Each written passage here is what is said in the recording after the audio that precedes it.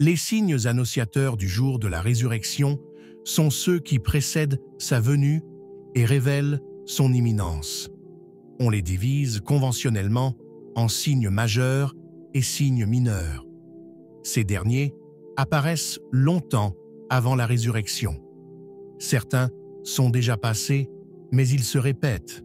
D'autres se sont succédés et ne cessent de se succéder. D'autres, enfin, n'ont pas encore fait leur apparition.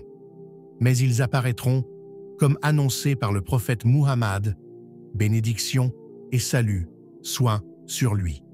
S'agissant des signes majeurs, ils sont des choses énormes dont l'apparition annonce l'imminence de la résurrection et indique que peu de temps nous sépare de ce jour important.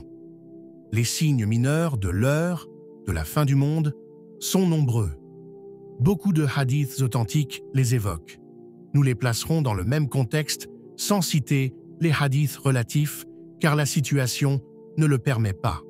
Nous renvoyons celui qui veut en savoir davantage, notamment sur les preuves des signes, à des ouvrages spécialisés documentés comme la résurrection mineure de Cheikh Omar Souleylan al-Ashkar, les signes de l'heure par Cheikh Youssouf al-Wabil.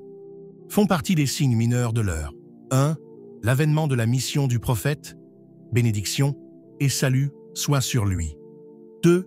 La mort du prophète, bénédiction et salut soient sur lui. 3e. La conquête de Jérusalem. 4. La peste d'Imwas, une localité en Palestine. 5. La surabondance des biens et le fait de pouvoir se passer de l'aumône. 6.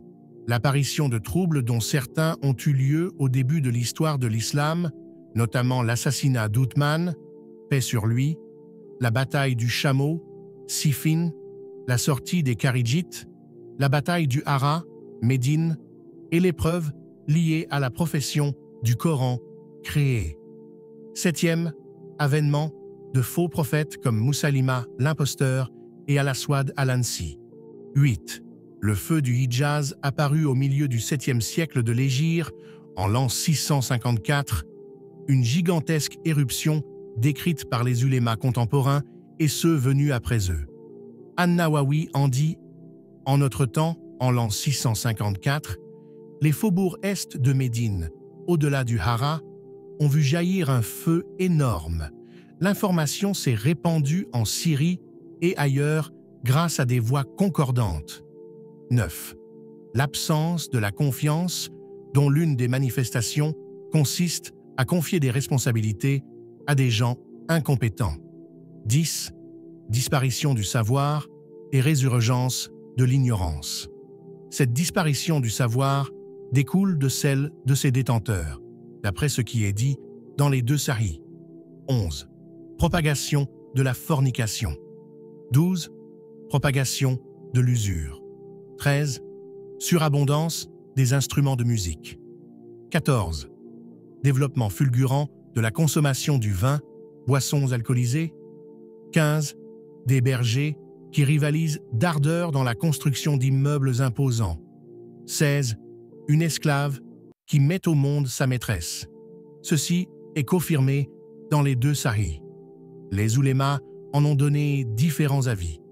Ibn Hajar en choisit celui qui renvoie à la fréquence des disputes entre mère et enfants, qui aboutissent à un mauvais traitement infligé par les enfants à leur mère, à l'instar du traitement humiliant marqué par des insultes qu'un maître réserve à son esclave femelle. 17. La fréquence des homicides 18.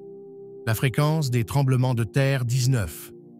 Apparition d'affaisement, de métamorphose et d'exclusion 20. Apparition de femmes vêtues mais nues, porteuses de vêtements transparents. 21. Véracité du rêve du croyant. 22. Fréquence des faux témoignages et dissimulation des vrais témoignages. 23e. Augmentation du nombre de la population féminine. 24. Retour des cours d'eau, de la prospérité et de la luxuriance, de la végétation et en Arabie. 25. Le dessèchement de l'Euphrate pour donner lieu et place à une montagne d'or. 26. Des fauves et des êtres inertes qui parlent aux humains. 27. Croissance numérique des Européens qui combattront les musulmans.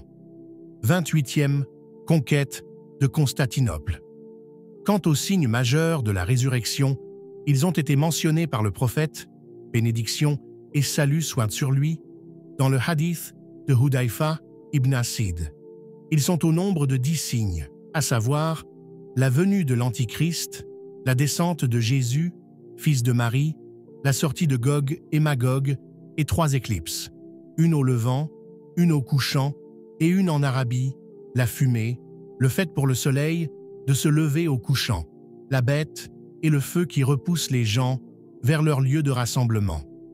Ces signes se succéderont de sorte que l'apparition du premier sera immédiatement suivie des autres. Muslim a rapporté d'après Hudayfa ibn Asid al-Ghifari, paix sur lui, que le prophète, bénédiction et salut soient sur lui, était arrivé auprès d'eux un jour alors qu'ils étaient en pleine révision. Qu'est-ce que vous révisez?